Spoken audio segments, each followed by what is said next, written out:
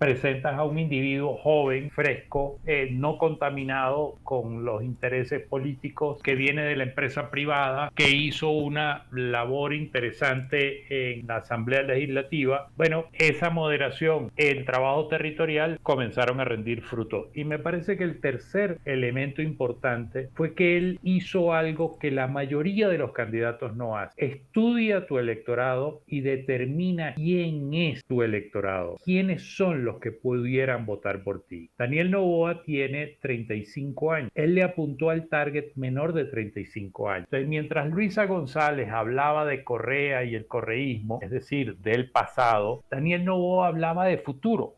Orlando Goncalves, comencemos el día de hoy. Espero que estés muy bien allá en Bogotá, donde te encuentras ahora mismo con algo de frío. 14 grados. No, hombre, no. Nada. ¿Qué va? Aquí estamos en qué? 38, ¿no? Sol, radiante. Nuboso el día, pero soleado. Una cosa rara. Oye, Orlando, finalmente Ecuador va a tener presidente por el próximo año y sencillo.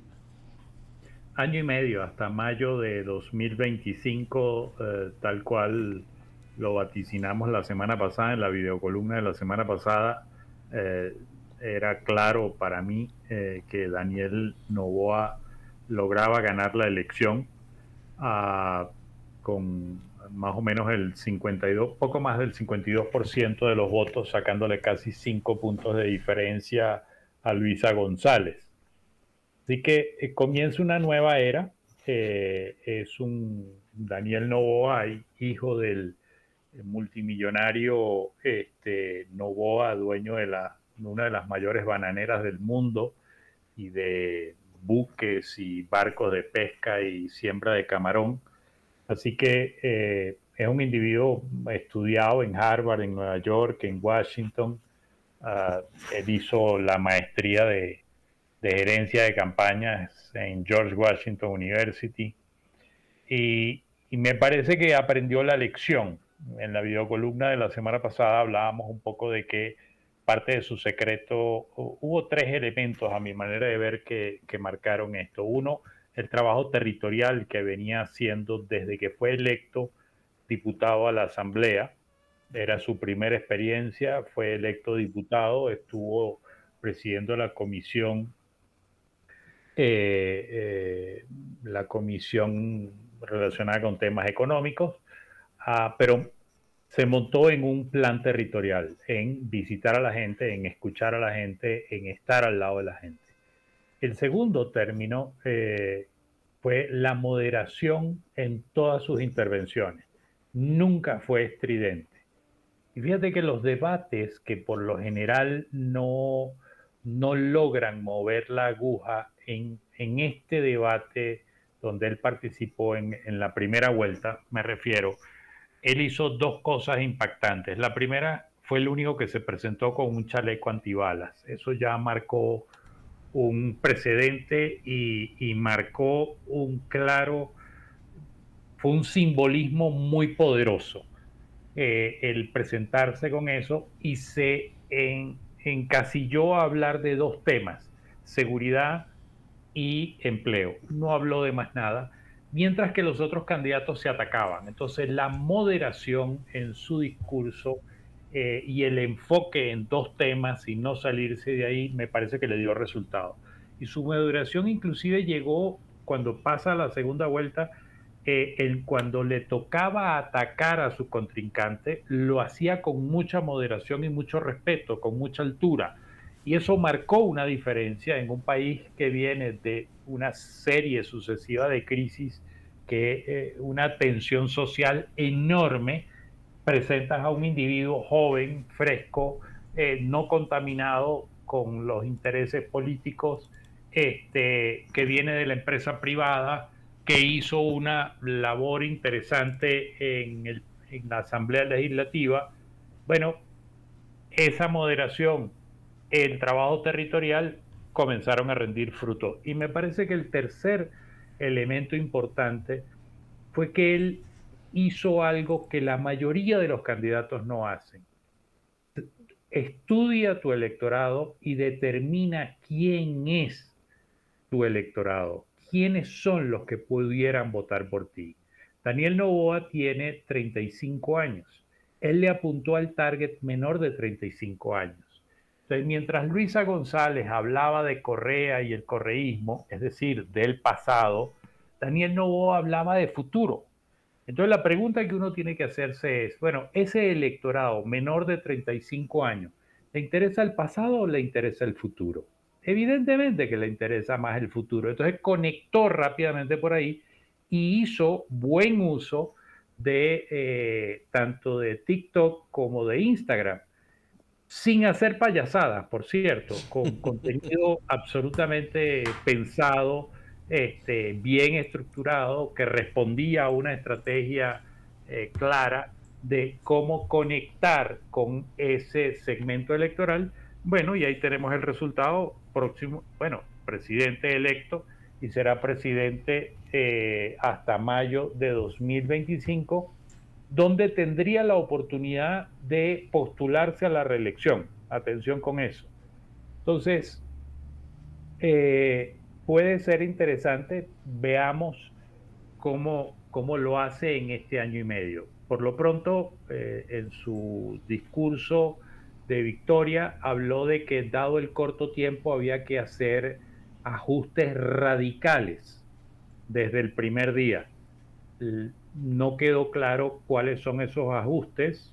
Evidentemente, sobre los dos temas que ha hablado, sobre seguridad y empleo.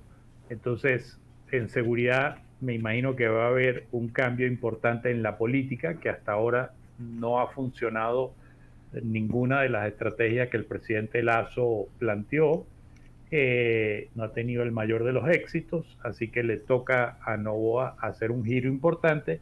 Y en el empleo habrá que ver cuál es la propuesta de fondo que hace para generar ese empleo y bajar los índices, tanto de desempleo, que no son muy altos, pero sobre todo bajar los índices de informalidad, que sí son bastante más altos.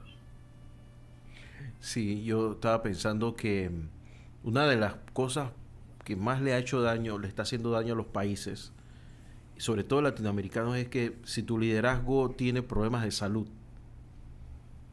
tienes que tomar medidas inmediatas, porque al final tus problemas de salud van poniéndole presión a la situación del país. A ver, ¿cómo lo explico? Si no puedes llevar adelante el país, tienes que hacerte a un lado. Tienes que Es ver, correcto. tienes que ver el Estado. O sea, ayer estaba viendo al presidente Lasso. Está francamente desmejorado. Vale, espero que se mejore pronto y todo lo demás. Pero evidentemente es una persona que no puede llevar adelante todas las políticas de seguridad que hay que llevar, todas las políticas de desarrollo, la búsqueda de inversiones, que son precisamente los grandes problemas de Ecuador y de muchas partes de América Latina como Panamá. Entonces, si tú no puedes estar ahí, eso no lo puedes delegar, no puede ir el vicepresidente, eso tienes que hacerlo tú, porque Latinoamérica tiene esas características. Entonces, yo creo que, si me lo preguntas con todo el cariño, lamentablemente el presidente Lasso no se hizo aparte en el momento indicado y ha sido una verdadera fortuna para Ecuador no haber caído de vuelta en las manos, en las garras de los correístas, que pudo haber pasado.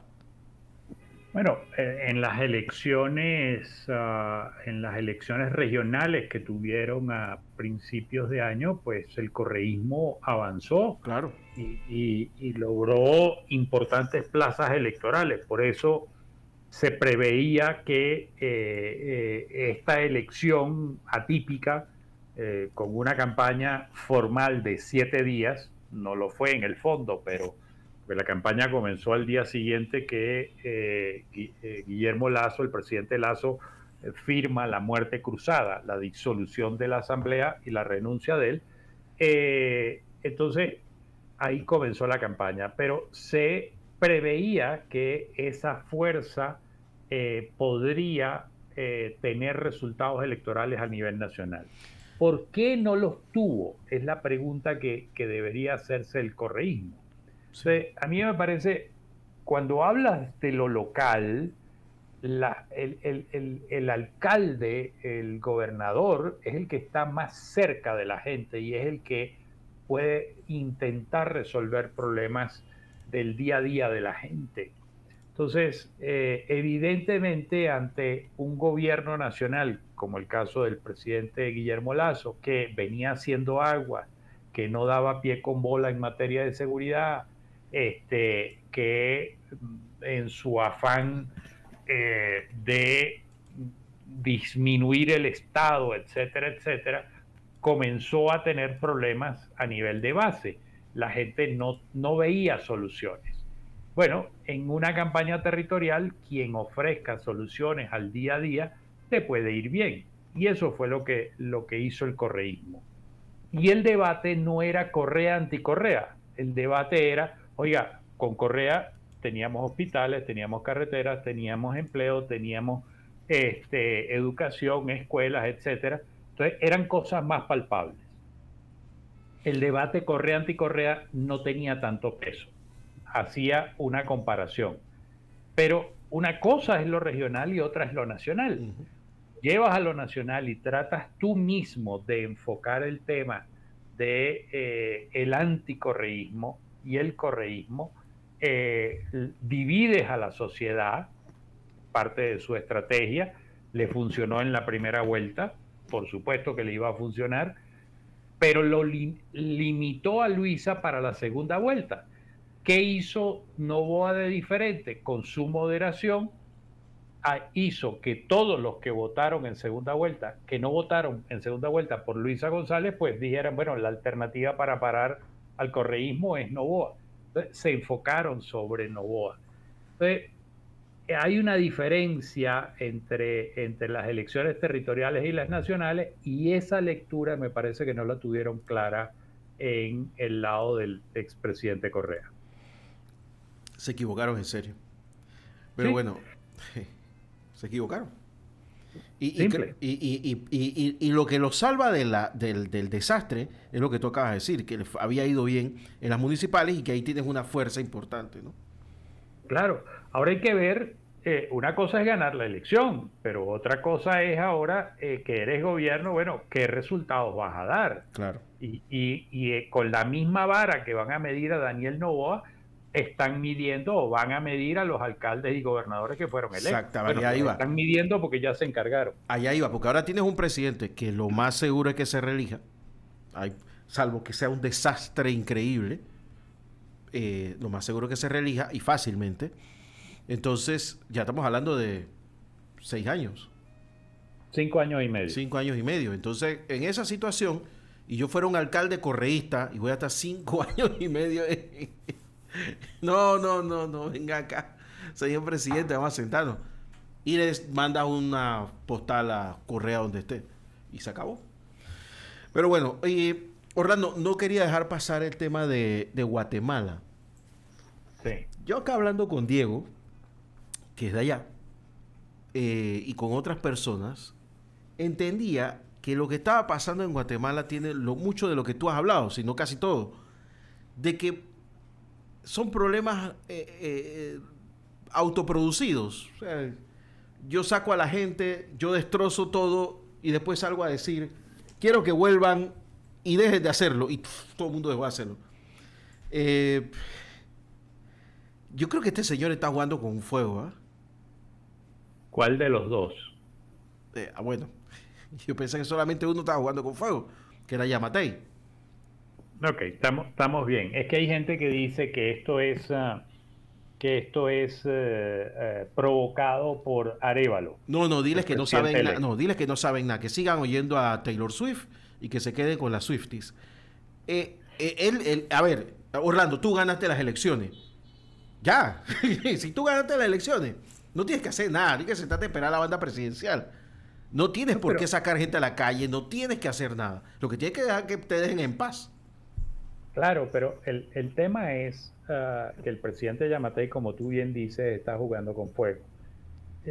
Yo pienso que su intención es llevar las cosas a tal nivel donde se puedan producir uno de dos escenarios. Escenario uno, bueno, rompo el hilo constitucional y me apropio del poder.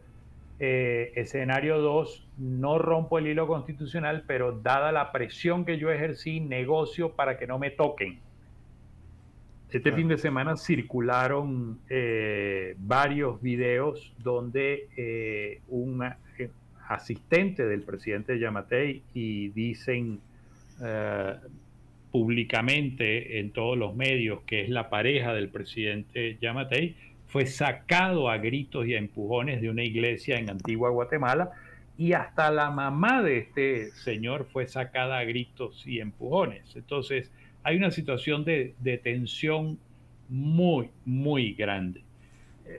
Es un caso muy particular. Fíjate que la fiscalía dice hace 3 meses hubo fraude.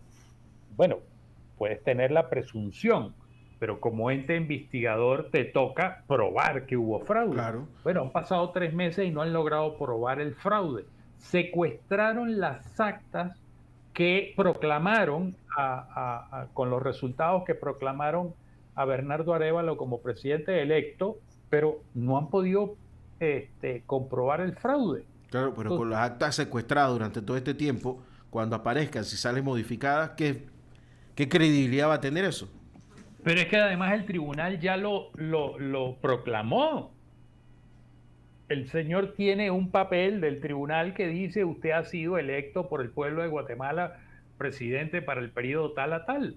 Entonces, sí pienso que el presidente Yamatei está jugando con fuego bajo estos dos posibles escenarios: o rompo el hilo constitucional y me apodero de esto, o elevo el nivel de presión para negociar con el próximo gobierno para que no me investiguen y no me toquen y no se metan conmigo, porque hay algunos esqueletos en el closet que probablemente, si abren ese closet, van a salir esos esqueletos, y eso no va a ser bueno para mí.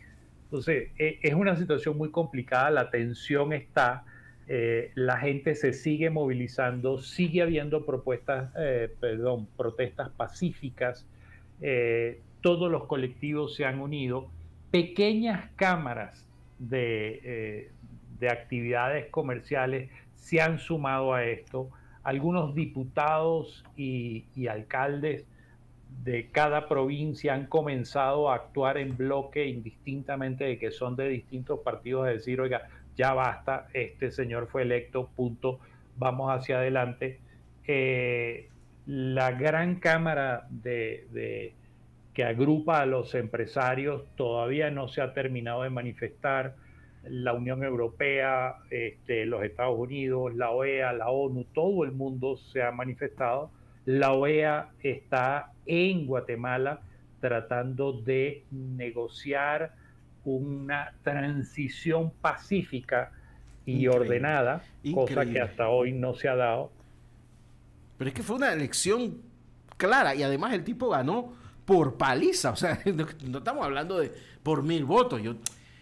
Orlando, si tú me dices que la cosa quedó 48-52, bueno, vamos a contarlo todo de nuevo.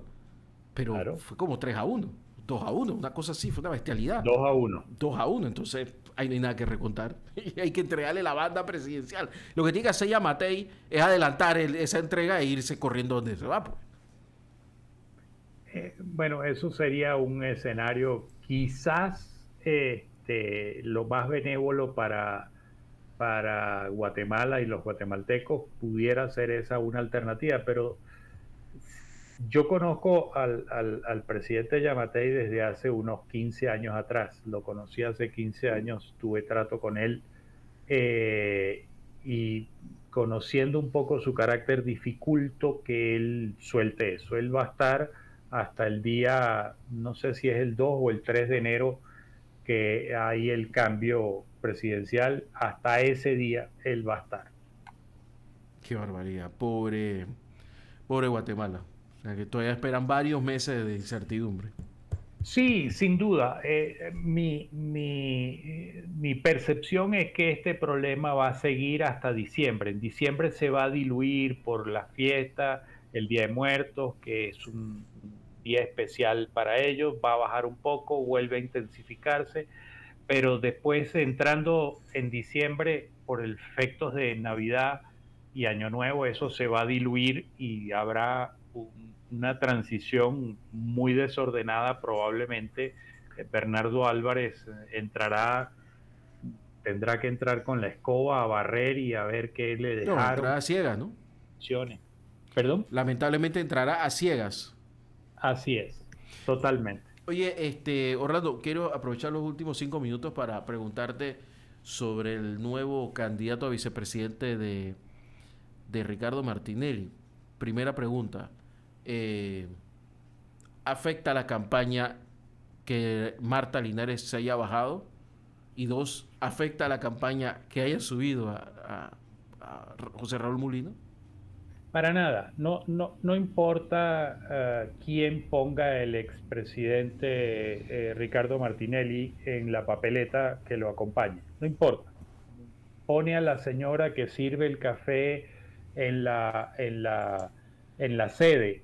Y estoy poniendo el ejemplo de la Ujú. señora porque a lo mejor es una señora que no es conocida por nadie, solo por ese ejemplo. Pone a un perfecto desconocido en la papeleta y eso no afecta. La figura del expresidente Martinelli es de tal fuerza y de tal magnitud que centra todos los focos sobre él.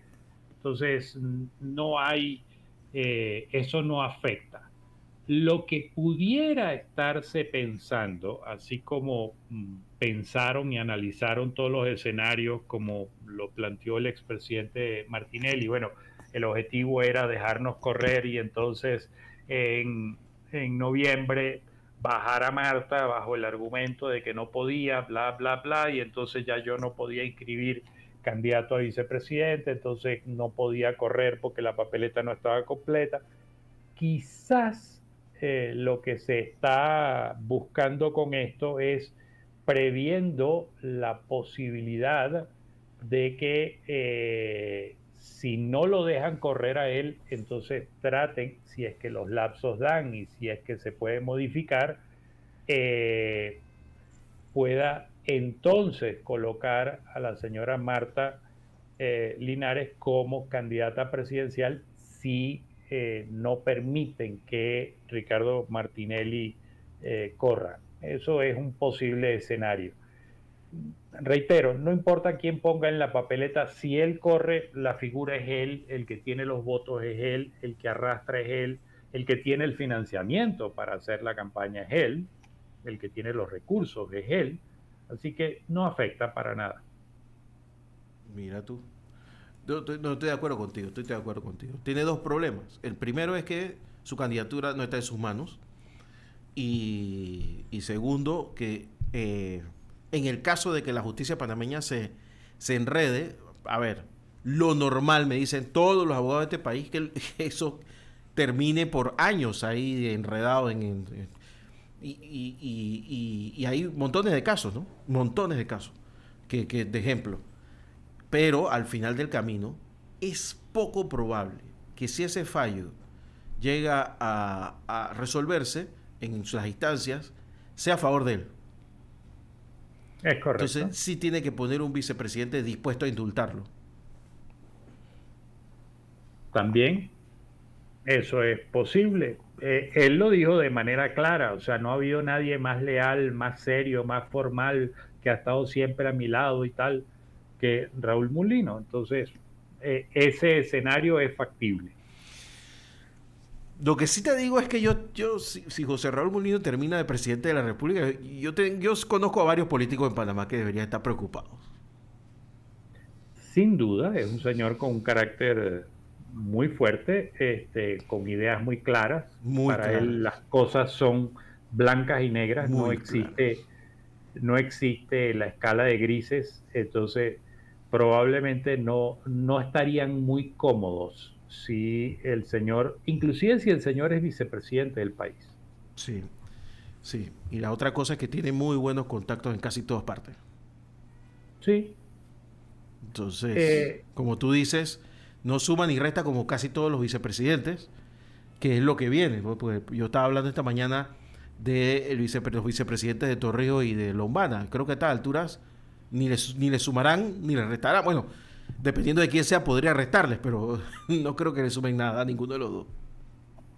Bueno, un vicepresidente, generalmente cuando se escoge un vicepresidente, uno busca o que aporte votos o que aporte dinero o capacidad de levantar dinero para la campaña, y lo ideal es que aporte las dos cosas, que aporte Claro. votos y posibilidades de levantar dinero. En el caso de Raúl Mulino, creo que eh, no tiene ninguna de las dos condiciones, pero no hace, en esa campaña no hace falta. Porque, repito, los votos y los recursos los tiene el Así es. expresidente Martinelli. No, y lo que sí tiene es la confianza del que va de primero y eso es más que suficiente. Así es, así es. Orlando Goncalves, gracias por estar con nosotros. Te mando un abrazo enorme. Abrígate. Y nada, tengo un excelente día. Nos vemos el próximo lunes, ¿te parece? Dios mediante así será. Un abrazo. Antes disculpa, ahora sí hay columna este miércoles. Este miércoles tenemos columna en La Estrella. Todavía no estoy claro sobre qué vamos a hablar, pero ahí vamos a trabajar hoy el tema. Te doy ese dato de la salud, ¿ah? De la salud de los... eh, porque no puede ser, o sea, estoy viendo en Argentina, este señor no está bien de la cabeza. Eh, el hombre le habla al perro muerto, o sea, no está bien. No está bien. Bueno, la semana que viene sabremos la decisión que tomaron los argentinos, este, y ya veremos si el perro muerto Gracias. dicta algunas políticas importantes. Bueno, pobre Latinoamérica. Orlando Goncalves, gracias por estar con nosotros. Un abrazo. Un abrazo. Vamos a la Chao. pausa, don Diego. Regresamos aquí en la mañana en Compu Radio.